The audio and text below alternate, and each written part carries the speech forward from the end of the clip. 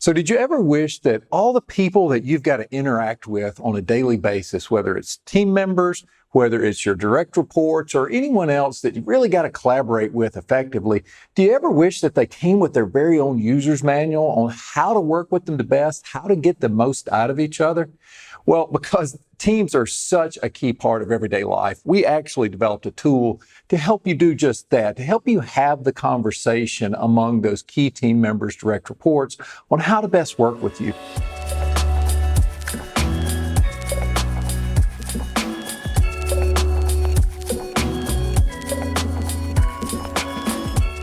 And what I'm going to do in this video, I'm going to go through 6 categories that we think it's important to cover in your relationship. And if you'd like to download the tool, then please download the tool as well.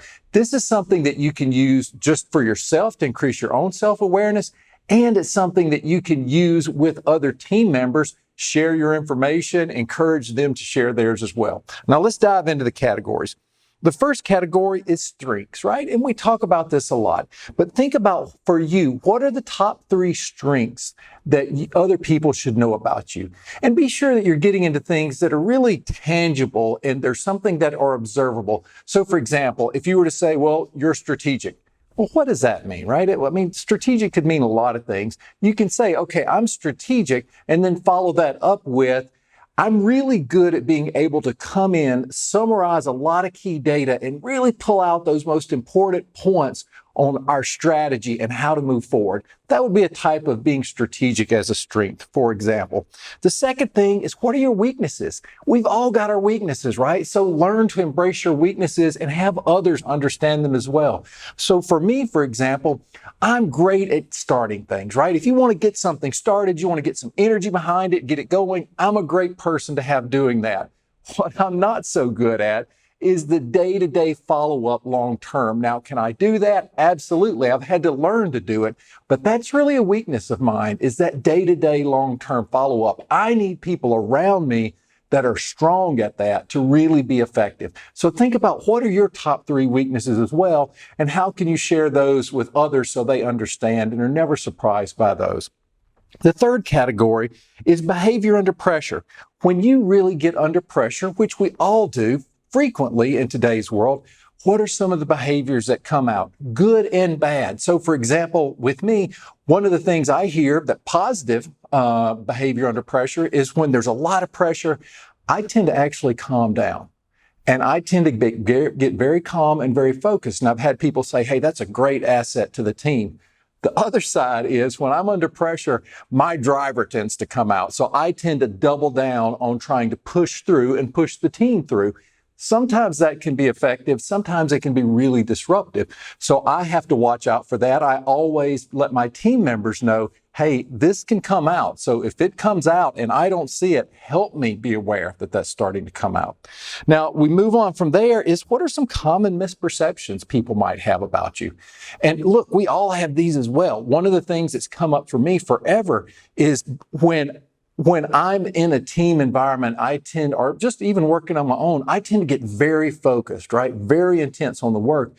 And as a result, people have perceived that focus and intensity as me not being approachable or not being open. So I tell people that up front, like, hey, if you start to see this behavior, know what's going on. It's not that I'm not approachable. It's just that I'm really focused right now, right? I'm getting really intense on what we're going to do.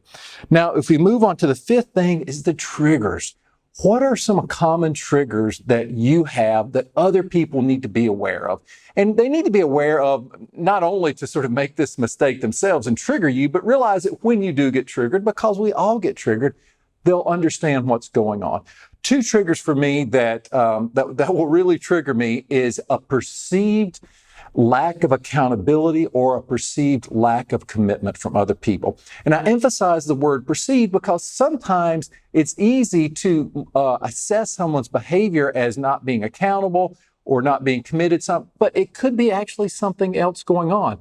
I hate to admit it, but there's been more than one time where I've made I've perceived and made an assessment that someone, say, wasn't accountable.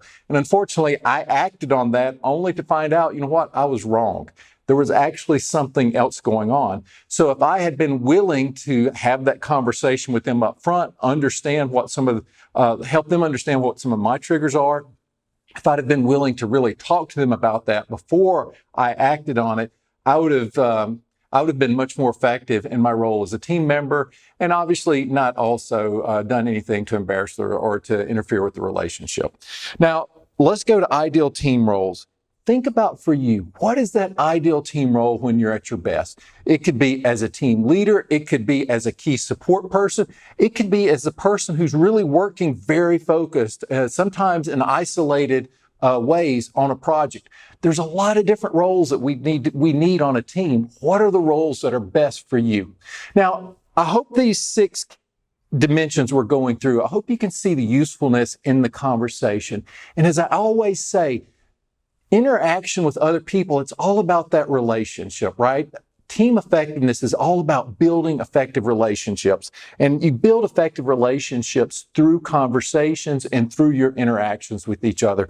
These 6 categories, this tool is meant to be able to spur the conversation, to help you guide yourself and your teammates toward more effective action. Look forward to see you soon. If this video was useful, please subscribe to our YouTube channel and let us know if you've got any questions. Talk to you soon. Take care.